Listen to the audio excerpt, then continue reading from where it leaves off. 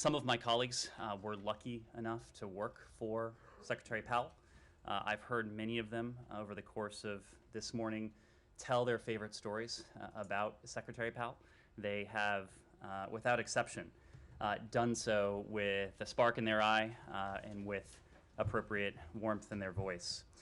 All of us here are fortunate enough to work in an institution that Secretary Powell has shaped, and one that continues to reflect his tremendous legacy. Speaking for myself, as a child of the late Cold War and the first Gulf War, I remember thinking there could be no leader bigger, no leader greater than someone like General Powell, whom we now know as Secretary Powell, at least in this building. He was an inspiration to not only my generation, but many generations of America.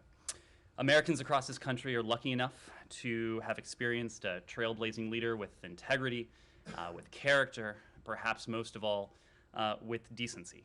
And this institution and this country are better off because of Colin Powell, whom we all miss very dearly. Now turning to today, the United States welcomes the opening of the Syrian Constitutional Committee's 6th round of negotiations today in Geneva. We stand firmly behind UN Security Council Resolution 2254 and UN Security Special Envoy Peterson, who brought the co-chairs together in advance of the Constitutional Committee for the first time yesterday. It is essential that the Syrian regime and leaders of the opposition engage constructively in Geneva, consistent with the political process outlined in UN Security Council Resolution 2254. The Syrian people deserve nothing less after more than a decade of war. And with that, I will be happy to turn to your questions. Matt, do you want to start? Yes, please. Thank you. A couple of brief ones. On Russia and NATO, you, I'm sure, have seen that they have suspended their office, their liaison office with NATO in Brussels. And I'm wondering if you have anything to say about that, and if you don't, or if you don't care, that's fine. But do you have any reaction to them also closing down NATO's office in Moscow? Well, we would refer you to NATO for further information, but we do note that NATO recently withdrew the accreditation of 8 members of the Russian mission to NATO who were serving as undeclared Russian intelligence officers. NATO's policy towards Russia remains consistent. It has strengthened its deterrence and its defense in response to Russia's aggressive action, while at the same time leaving the door open for meaningful dialogue. That continues to be the case. Okay, so no specific reaction to them suspending or closing down the office in Moscow? Nothing beyond that. Okay. Secondly, do you have any comment on the bombing in Tigray by Ethiopian planes? Well, we've seen these reports of an attack on the capital in Mekelle. We are in the process of looking into them. We, broadly speaking, do remain gravely concerned by what has been escalating violence for some time. That includes the expansion of fighting in northern Ethiopia and in regions throughout the country. And of course, the growing risk that fighting poses to the integrity of the Ethiopian state. Not only does it pose a risk to the state, it undermines critical efforts to keep civilians safe, and importantly, to deliver humanitarian aid to Ethiopians who are in dire need of such support. We urge all parties to end hostilities immediately, and for the Ethiopian government and the TPLF, the Tigray People's Liberation Front, to enter into negotiation without preconditions toward a sustainable ceasefire. We continue to believe that a sustainable ceasefire will help establish conditions for a dialogue that is credible, a dialogue that is inclusive, and to find a political settlement to the longstanding political grievances that have led to the conflict. Moreover, as we've said before, the government of Eritrea must immediately and permanently withdraw its forces from Ethiopia, consistent with the comments already made by both Ethiopia and Eritrea. Can I ask one more on Ethiopia? Sure. The executive order on sanctions went into effect weeks ago. What is the administration waiting for to impose sanctions under that regime? Well, we have been very clear that we are prepared to use every tool at our disposal until and unless the various parties change their course. Obviously, the executive order that went into effect in September, I believe it is, does afford the U.S. government an important tool to hold accountable those who are responsible for the violence, those who are responsible for the suffering of the Ethiopian people. We are absolutely prepared to use that tool and other appropriate tools as might be appropriate. Humair. Ned, on Iran, I wonder how the United States view Iran's request for a meeting in Brussels with EU officials to discuss the draft text from June. Do you think this is a way of them trying to slow roll you? Well, to be clear, we do not think it is necessary.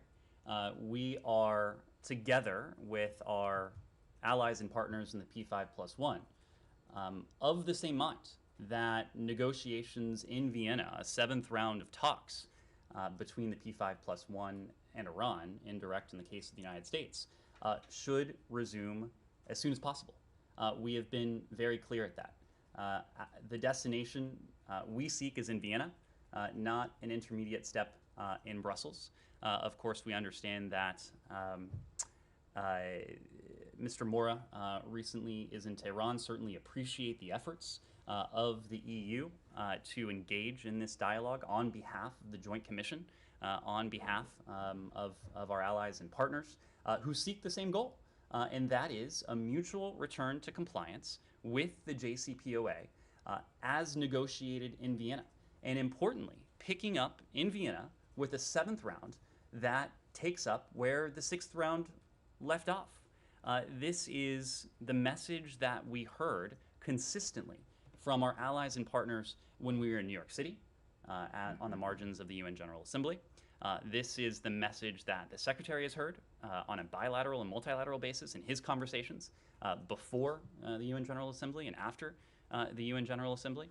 There is no daylight with our partners. There is no disagreement that a mutual return to compliance remains in our interests, it remains in the interests of our allies and partners, and that we should resume the work of testing the proposition as to whether we can get there in Vienna as soon as possible.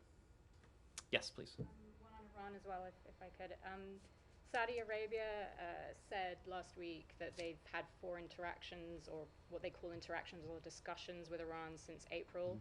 And is this department encouraged by these interactions? Do you see it as good for possibly encouraging Iran back to the table, and or any concern with these interactions given that they're both regional foes? Well, we certainly think constructive dialogue can be a useful tool for de-escalating tensions, regional tensions. We're supportive of dialogue, broadly speaking. We're supportive of dialogue in this case. Yes, Sean? Well, I don't know if this has to do with Iran or not, but since I haven't seen a readout of it, what was the purpose of this virtual call the Secretary did with the Israelis and the Emiratis and the Indian? So you will see a readout of that later today, but It wasn't Iran, and we can move on. it was not Iran. It was not Iran. Okay, so. It was, well, you'll have a readout later today. But Okay. Obviously, this is a collection of 4 countries, the United States, the UAE, Israel, and India, with whom we share many interests. It was an opportunity for the ministers to discuss a range of topics, including expanding economic and political cooperation in the respective regions, deepening economic, discuss climate change, energy cooperation, maritime security, a whole range of issues, but you'll see a readout of it later today. Sean? Can we go to Venezuela? Sure. Can we do more on Iran? One more hour? Sure. All right.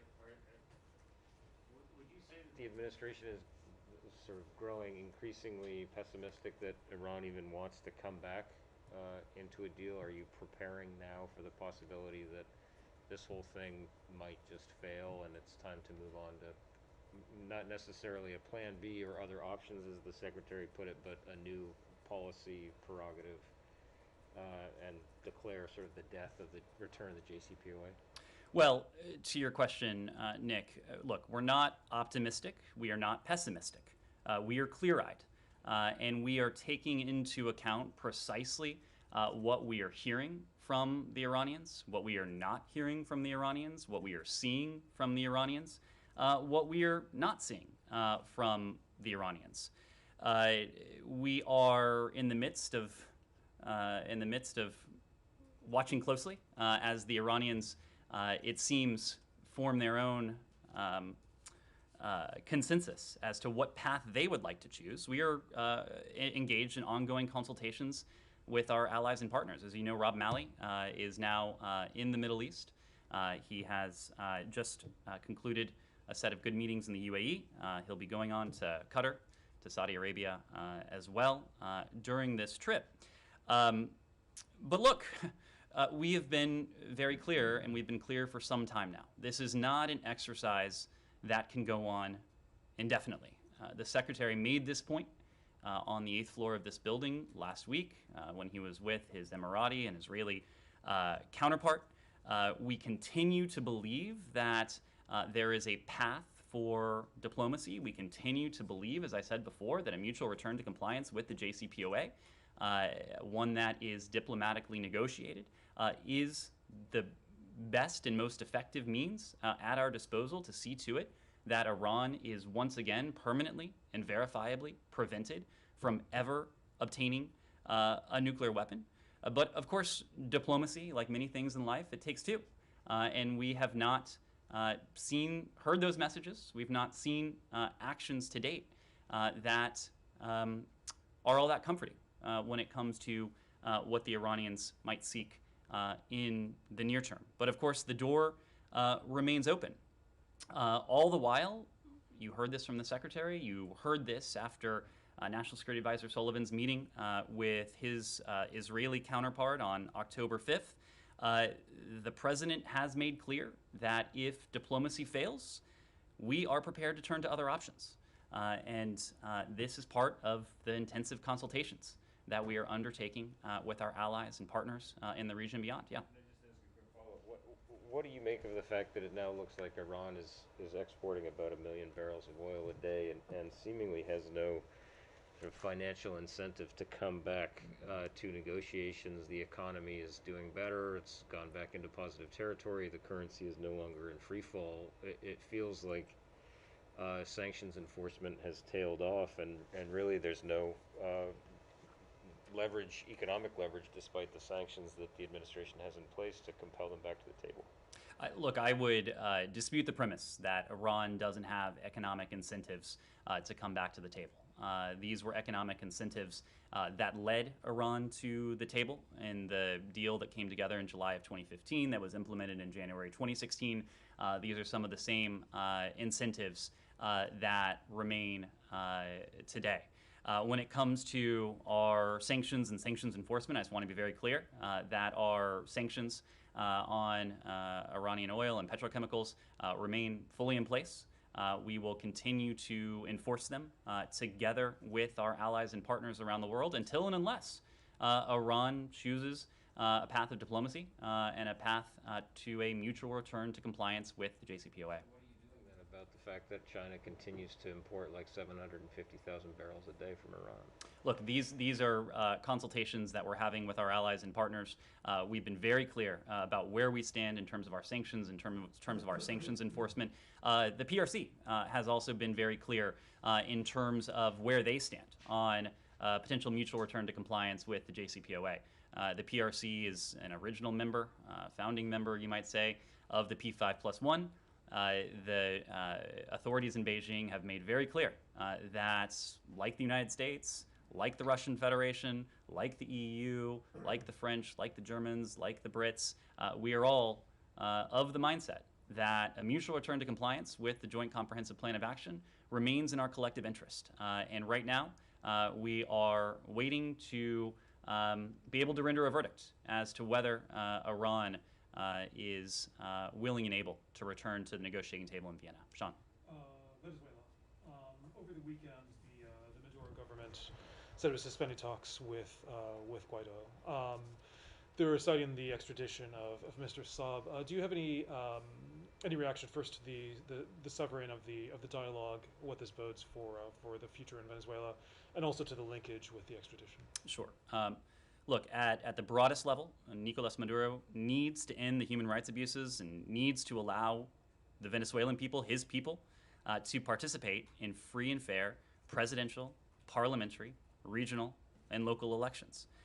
We have been consistent in terms of where we stand with the Venezuelan-led negotiations between the Unity Platform and the Maduro regime. We support them. We continue to support them, and we continue to believe that they should lead to the peaceful restoration of democracy that the people of Venezuela so earnestly desire and deserve. They should result in an end to the regime's human rights abuses and to the alleviation of Venezuela's dire humanitarian suffering and put an end to a crisis that has gone on for far too long. By suspending participation in these negotiations, the Maduro regime, on the other hand, has made very clear that it is putting its interests, once again, above the interests of the Venezuelan people. Just think about it. They are putting the case of one individual above the welfare, above the well-being, above the livelihoods of the millions of Venezuelans who have made clear their aspirations for democracy, for greater freedom, for prosperity, and at a most basic level, an alleviation of the humanitarian suffering that the regime has inflicted on the Venezuelan people. We will continue to work with our Venezuelan international partners to, in the meantime, provide assistance to address the crisis in Venezuela. We call on the international community to redouble its support to the Venezuelan people as they work to peacefully restore democracy to their country. As I think all of you know, we'll be headed in that direction tomorrow. We'll be going to Ecuador and Colombia Tuesday through Thursday of this week, and we'll have an opportunity there to discuss some of these broad themes as well. About the State Sean, were you? Yeah. I'm happy to go with that, but just a brief follow-up on that. Sure. I think I know the answer, but I want to ask it. Linking the extradition to this, is that something that would be under discussion for the United States? Do you see any type of linkage there that you could have? It is often difficult for undemocratic, autocratic, repressive governments to understand a simple and fundamental truth about how we operate in this country. And that is that our law enforcement is independent of politics, of policy. The criminal charges against Alex Saab long predate and have no relation to the political negotiations between the Unity Platform and the Maduro regime. These operate on a second track. No, there is no linkage. Well, then how do you explain the whole Huawei case? Sure. Where they are, and if you're worried about their fate being linked to this as well. Well, we are aware of the reports that the Citgo 6 have been moved back from house arrest into custody, but we can't confirm their current locations. We often do have difficulty obtaining access to and confirming reports about detained individuals in Venezuela. But we make every effort to provide appropriate consular assistance, even if that's by phone, by video conference, by other means. We have been in frequent and direct contact with their families, however, and that will continue. Yes? Ned, I know that you just said that the criminal charges are another thing in terms of the political negotiation in Mexico, but regarding the Citgo 6, their families here in the U.S. are demanding that the Biden administration take steps towards guarantee their safety and their release. And they are even suggesting that you kind of make some kind of exchange between Alex Saab and the Citgo 6. Is this even possible? Are you considering? Look, to be very clear, these are wrongful detainees. These are individuals who were lured to Venezuela by the Maduro regime and arrested upon their arrival. The regime continues to detain them to gain political leverage. They are holding them as political pawns. We call on the regime to release them immediately so that they can return to be reunited with their families in the United States. If you take a look at the history of this case, after canceling their initial appearance before a judge dozens of times over the last 3 years, a Venezuelan court convicted these individuals after a sham trial without any evidence. Having already spent 4 years wrongfully detained in Venezuela on these specious charges, they should be immediately and unconditionally released. We have spoken many times before about the practice, the heinous practice of arbitrary detention of individuals, of holding individuals on trumped up charges, putting them through sham trials, refusing to afford them real due process. It is a practice that is as reprehensible in Venezuela as it is anywhere else in the world. And Secretary Blinken has made a point of working closely with our partners and allies, including prominently with our Canadian allies, to reinforce the norm that taking and holding individuals for nothing more than political gain is a practice that must be discarded, is a practice that has no place in the modern world. And that's what we'll continue to do. These are individuals who are wrongfully detained who should be released unconditionally. Ned, I want to ask you about the visit of Secretary Blinken to Colombia in 2 days. The U.S. has said that Colombia is a strategic ally, and with this trip, I think that you want to show that. However, President Ivan Duque was here in Washington 2 times in the last 3 weeks looking for a meeting with President Joe Biden. Is President Joe Biden ignoring President Ivan Duque, or is he avoiding a meeting with Duque? No, there is no avoiding. It is very true that Colombia is a strategic partner of ours. That is precisely why the Secretary will be visiting Colombia on his first trip to South America as Secretary of State in just a couple days. He, of course, will have an opportunity to meet with President Duque, with his foreign minister counterpart. We'll have an opportunity to meet with other government officials, with civil society, with business counterparts. So this is very much an effort to showcase, to strengthen, and to deepen the relationship, the important relationship between the United States and Colombia, and we'll have an opportunity to speak to that in the coming days. Jenny. On Haiti, do you have any update on the kidnapped Americans and Canadian? Does the State Department know where they are? Who's taking the lead on trying to get them? Well, as you heard from us over the weekend, we can confirm that 17 individuals, 16 of whom are U.S. citizens, were kidnapped on October 16th, on Saturday, in the greater Port-au-Prince area. We've made this point before, but the welfare, the safety, the security of U.S. citizens abroad is one of our highest priorities. Our embassy team in Haiti has been in constant contact with the Haitian National Police, with the missionary group Christian Aid Ministries, and family members of the victims. We'll continue to work with them. We'll continue to work with the Canadian government, given that one of the victims is a Canadian citizen, and with our interagency partners in this ongoing investigation. The State Department has, as part of a small team that is now on the ground, that has been dispatched to Haiti to work closely with Haitian authorities on this matter. This is something that we have treated as with the utmost priority since Saturday. Our teams across the building have been working closely with our interagency partners, and as I said before, with our partners on the ground in Haiti to do all we can to seek a quick resolution to this. Is the State Department aware of their whereabouts? Are you in touch with this gang that has said they kidnapped them? Well, we're not going to go into specifics, but we have been in close touch with the families, with the group to which this group of missionaries belongs, and we'll continue to coordinate closely with them. Thank you. You know, there were calls in the wake of the assassination for the U.S. to become involved in Haiti to help provide security.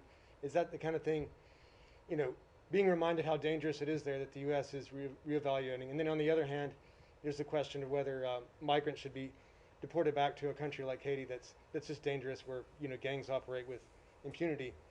Is the administration reevaluating that policy, or is it are we going to proceed forward with not intervening in Haiti and sending migrants back to the country? Well, let me start with the first element of your question, the security conditions in Haiti.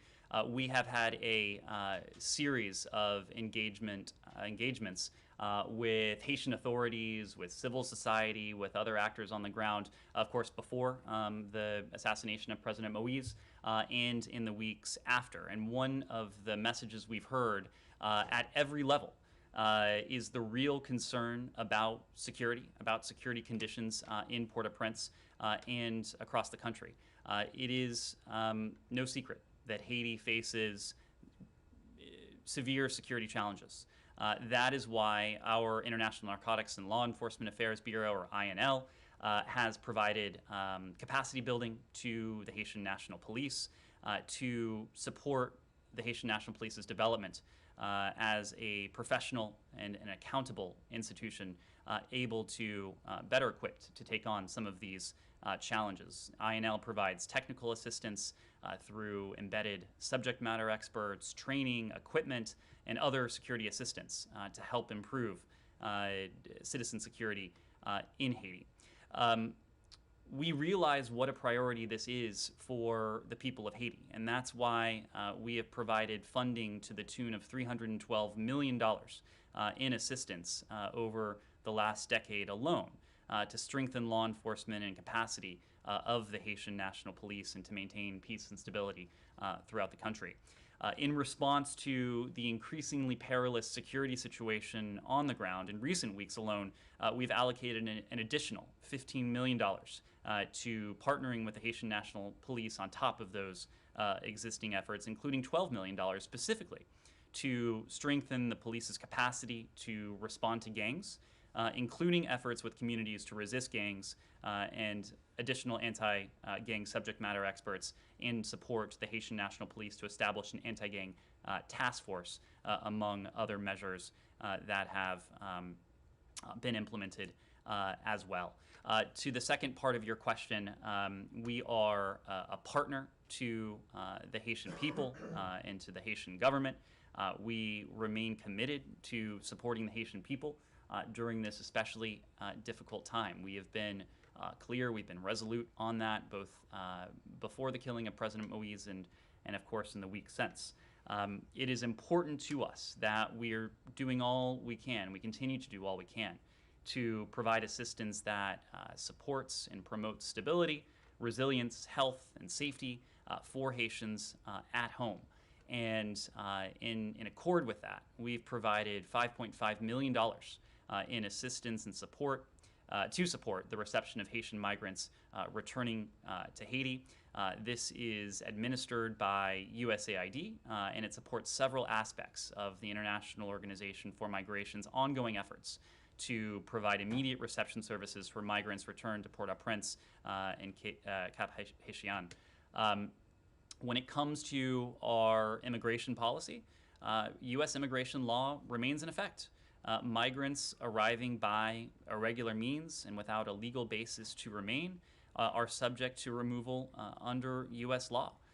We are committed to supporting safe, orderly, and humane migration throughout our region. And we're engaging with partners throughout the migratory corridor in the region to underscore our shared responsibility for helping to manage migration, knowing that what happens in Central and South America, what happens in the Caribbean is of collective interest to all of us. It is part of the reason why Secretary Blinken is eager to take part in a ministerial this week when we travel to South America, precisely on the challenge of regional migration. It is a follow-on discussion in some ways to the ministerial that we attended in Costa Rica earlier this year. And we've had any number of opportunities, including recently in the General Assembly with some of our regional partners, to discuss how together as a hemisphere, as partners and allies throughout that hemisphere, we can work together to manage migration, and how the United States can continue to develop a partnership, including in the Northern Triangle, to provide opportunities for individuals in their home countries. The right to remain is what one of the participants at the SICA ministerial called it. Making sure that those throughout the region, whether that's in Haiti, whether that's in the Northern Triangle, whether that is in any other country in our hemisphere or beyond, that individuals who might seek or aspire to seek a better life somewhere actually feel the promise and the hope and the potential within their own countries. And that's precisely what our partnership with the region is all about. Yes? Secretary Powell is being remembered for many significant achievements today, but do you think that his reputation on the world stage is at all diminished by him garnering support for the Iraq War from allies like Australia based on poor intelligence?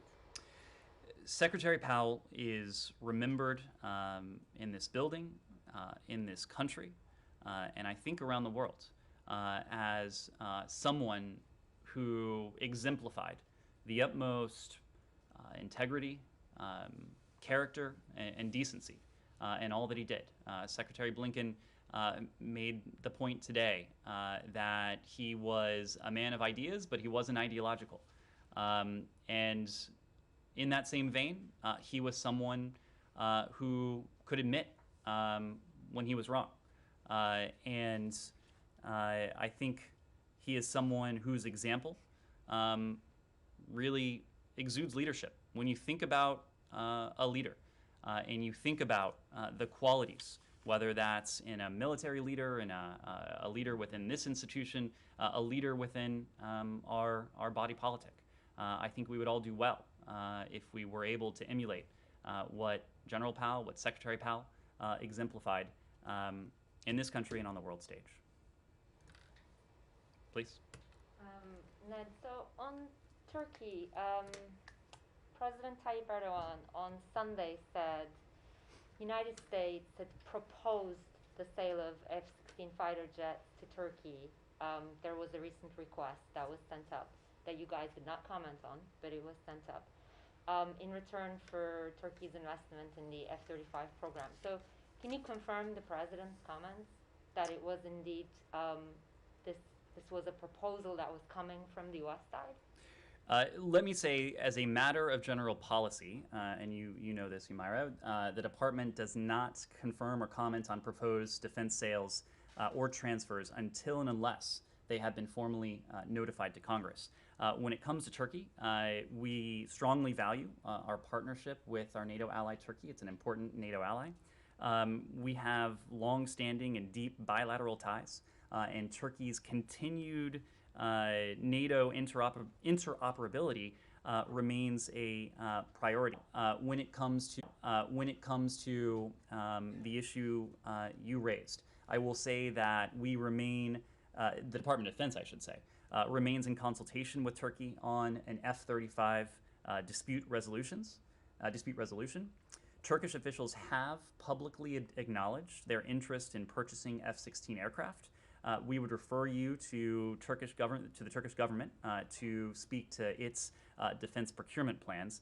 What I can say is the United States has not made any financing offers on Turkey's F-16 request. Okay, so let me elaborate just a little bit on that. Has the United States encouraged Turkey at any of its consultations to submit that request for F-16? As I said, the Department of Defense does remain in consultations with Turkey on the F-35 program, how that dispute may be resolved. I'm not in a position to speak to that dialogue, but to be clear, we have not made any financing offers on Turkey's F-16 request. That means that the argument that President Erdogan is making, like we have paid this amount of money for the F-35 program, and we would like that to be accounted for our potential F-16 request. You're basically saying U.S. never told Turkey that that is possible. What I'm saying is that the Department of Defense continues to be engaged in a dispute resolution mechanism with Turkey on the F-35. but I'm not going to prejudge the outcome of that. Is that technically possible? What President Erdogan is referring to, saying something like a store credit, we have paid this much amount of money, and now we want that. Is that technically possible? This is all part of a dispute resolution mechanism. Again, I don't want to prejudge it. I don't want to go into private conversations between the Turkish government and this administration, so I will leave it at that. Okay, final one. Given the Congress, given the bipartisan opposition, would the administration be looking at perhaps lobbying for F-16 sales to Turkey in Congress?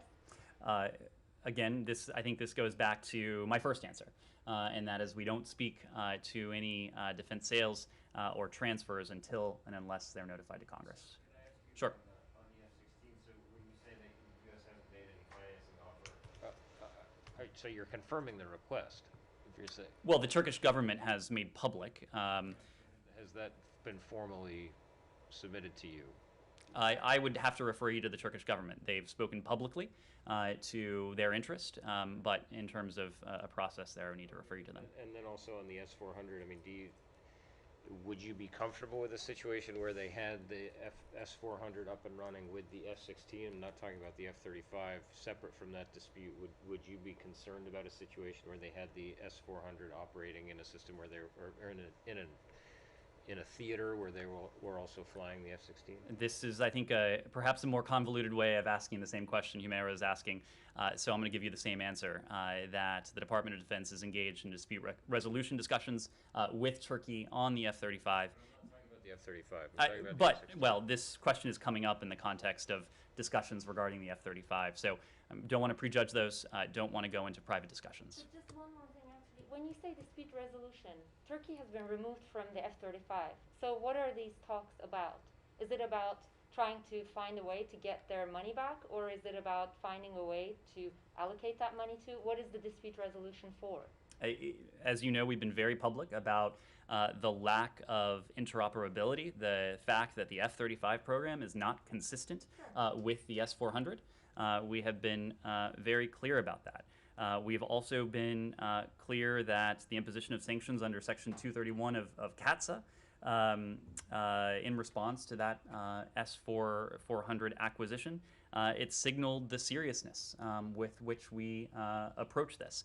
But again, when it comes to private discussions between the U.S. government and our Turkish counterparts about follow-on to our very clear decision on the lack of interoperability between the F-35 and the S-400, I'm going to let those discussions take place behind closed doors as they have been.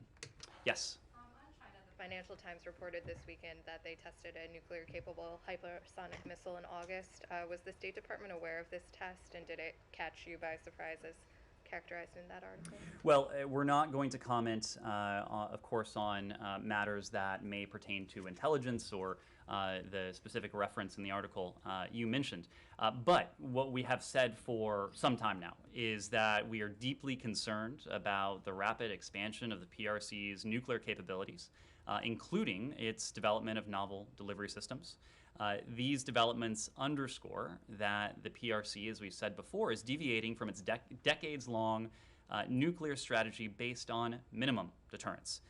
As of the end of last month, September of 2021, the PRC had launched at least 250 ballistic missiles this year. All of this is concerning, especially concerning, I should say, given the PRC's lack of transparency into its evolving nuclear posture. And this nuclear buildup, just in our view, reinforces the importance of pursuing practical measures with the PRC to reduce nuclear risks. We have reached out to the PRC. We've made very clear our interest in engaging with the PRC as responsible countries would and do in the context of these powerful weapons and weapons systems. In the meantime, we will continue to maintain the capabilities to defend and to deter against a range of threats from the PRC, threats to the United States, threats to our allies, threats to our partners as well. Yes? On Afghanistan, last week this department said the latest figures for U.S. citizens and lawful permanent residents leaving Afghanistan with American assistance for 129 U.S. citizens, 115 LPRs. Do you have a figure or an approximate figure of those Americans who are leaving without U.S. assistance on these occasional charter flights? And also, do you have an update on a figure, an approximate figure on the number of Americans who remain in the country and want to leave? Sure. Well, you cited the numbers as of last week. It was 129 U.S. citizens, 115 lawful permanent residents the U.S. government had directly facilitated since August 31st. I can confirm that yesterday, October 17th, another Qatar Airways charter flight with both U.S. citizens and lawful permanent residents departed Kabul and landed in Doha. We haven't been able to update our tally just yet because we are still processing those passengers as they deplane in Doha, but when we do have an updated figure, we'll be happy to pass that along. In terms of a broader figure of individuals who have departed Afghanistan via a variety of means since August 31st, our estimate of that is probably a couple thousand individuals have departed Afghanistan. Of course, our efforts, we are focused and prioritize American citizens, lawful permanent residents, Afghans to whom we have a special commitment. We will continue to do that. We will continue to do that through charter flights, which, as we discussed last week, we aim to make more routine and to add a degree of automaticity to their occurrence. We are continuing to work with our partners to see to it that the commercial airport in Kabul International Airport, can resume normal commercial activity as quickly as possible. We want to provide additional options, including in the form of a fully functioning commercial airport, to see to it that those who wish to depart the country have another option to do so. In the meantime, we will support these charter flights. We will continue to support overland transfers as well. In terms of a number of American citizens, this is a figure that, as you know, is not static. It is not immutable, precisely because as Americans in the country, some of whom may be identifying themselves to us for the first time, see that we are able to effect the safe departure of Americans and LPRs and others from Afghanistan, that their calculus has changed. They have determined that they do wish to depart the country. That range has been anywhere from below 100. Right now, it is somewhere in between 100 and 200. Given that some Americans have, additional Americans have raised their hands, seeing our ability to affect their safe departure. But again, we are constantly in touch with them to determine their status, to determine their plans, to determine what kind of documentation they have. And importantly, we are in regular contact with our partners and allies, and additionally with the Taliban. To make clear the political side of that equation. Just as we are focused on operations and logistics to put Americans on planes, those Americans who wish to leave, we are focused on ensuring that the Taliban lives up to its commitment to allow safe passage, to allow freedom of movement, again, for those who wish to leave the country. On Afghanistan, can you confirm that the U.S. will participate in the Moscow talks or won't? We will not participate in the Moscow talks. The Troika Plus has been an effective, a constructive forum. We look forward to engaging in that forum going forward, but we're not in a position to take part this week. I'm sorry? Why? If it was effective, why not? It has been effective in the past. It's just logistically difficult for us to take part this week. So you support the process? We do. In the future, you might take part? That's right. That's right. Between here and Moscow, and how is it logistically difficult? It is just not a meeting we're able to take part in this week, but again, it is a forum that has been constructive in the past, and so. Well, presumably, if you thought it was worth going to, you could find a way to get someone. You could find someone to go and get them there, right? So I am not. The logistics is not, as long as there are flights. That's not a. So what is it? What's the real reason? We are not in a position to take part this week, but again, we look forward. So if it was next week, you could take part? I wouldn't want to entertain that hypothetical, but again, the Troika Plus, including the Troika Plus that the Russian Federation has hosted in the past, has proven to be a constructive forum, and so we'll engage with our partners going forward in that forum. All right, seeing no hands. Thank you.